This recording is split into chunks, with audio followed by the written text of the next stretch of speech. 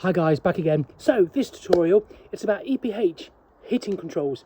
So the scenario here is one combi in my home, and we're going to be putting two heating zones in on the combi. One's for the home and one's for a summer house. EPH controls, they're absolutely brilliant. I've been fitting them for about 5-6 years now. Great price. They sponsor the Warriors of Warmth charity projects. Great service, great backup, and very, very user friendly. So in this scenario, it's a combi boiler. We're going to put two heating zones in. So for that, we've got a gateway. The gateway connects to the boiler and to the router for your smart control, and we're going to have two programmable stats, and for that they're going to have two receivers. Enjoy. Any questions, put in the comments below.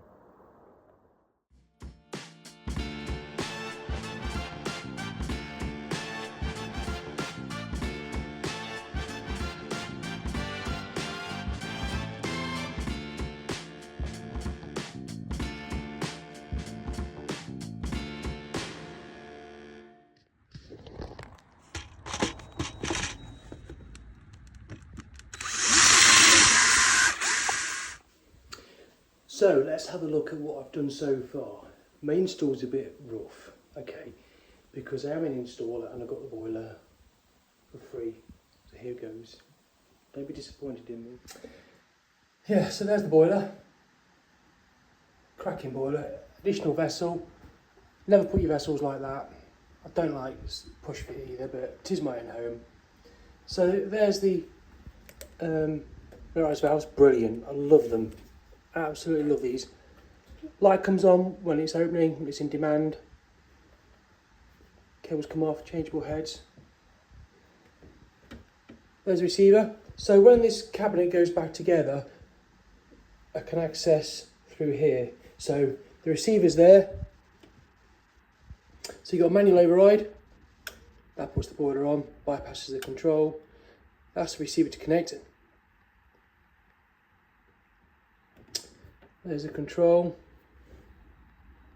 Here's the wiring centre. I'm going to draw the wiring what I did. Use a wiring centre, that's really rough of me actually.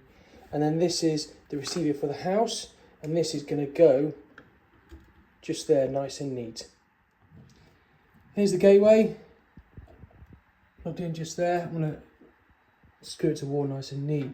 This connected dead easy. I love the app, dead easy to use. Simply got a reset there. And just press connect Wi-Fi there. Lovely bit of kit, very user friendly. So one thing to point out, there's no copper bare cable showing there, look. They're all fully inserted, no chance of them overheating. Good thing to notice as well, tie wrap, so there's no strain, they can't be pulled out. They're all nice and secured in there, look. I've used bigger terminal blocks for the thicker cable, smaller ones for just several cables. Let's talk about wiring.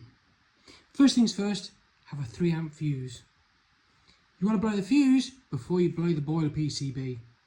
So the first thing that I did, I had 2 terminals because there's quite a lot of live. So first one to a terminal block, then to another one. So live comes in, obviously goes to the boiler, goes to live on the receivers, then live to the grey, live to the grey. So remember, the grey is the switch live. Permanent. Okay, so when the motor moves across, here,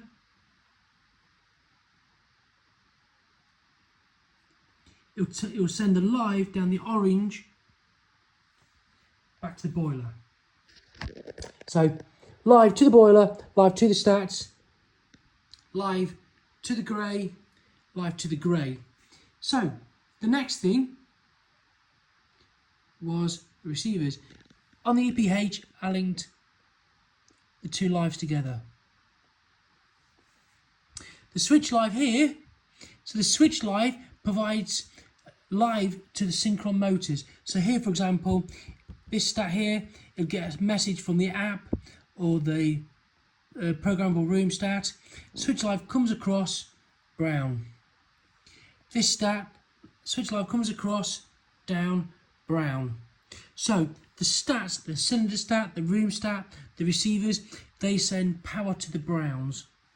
So when the boiler fires up, it doesn't actually know where or what it's firing up for. It's just firing up. So the brown, you've got it here, the brown's from the stats, the grey is the permanent live, and the orange is the switch live from the boiler. Live, live, live, live, greys, live, live. Switch lives supply the power to the synchron motors. When the motor moves across, the permanent live goes down the orange, back to the boiler. The switch live on the boiler, and mine was RT. But just be apprehensive, you're not getting it mixed up. 240 for 240. Don't go and put 240 volts down a bus connection. Sorry, I didn't buy a flip chart. Not the best way, is it? So let's look at the wiring in the boiler now. I love this boiler because it's dead simple how it separates the low voltage and the high voltage. So here we go. So, mobile, gateway to the programmers to the receiver, which goes to the wiring centre, which sends the power from the orange to here. It's dead simple, live, neutral and earth, and the switch live from the wiring centre goes to RT. 240 volts here, so always get that right. If you don't, you could blow the PCB. And always make sure it's got a 3 amp fuse. So I've put 2 zone valves on this heating system. So what I've got to consider now is circulation, latent heat. So if both the zone valves shut off, the water's got nowhere to circulate. So for that, I'm going to open the bypass in the boiler so it can still circulate and disperse the heat. Bypass is just there. I'm going to open that up just a couple of turns so it can circulate. So let's go into the wire shed and see if it works. The receiver is in the house. Excuse the mess. This is where all the stock is kept. Here we go. It's quite a distance, you can see for yourself. So user friendly, this control. It feels good quality. On, flame, it's connected. Let's see if it's connected inside on the receiver. Should be a green light flashing. Yeah, it's worked. It's the shed, green light. Boom, done it.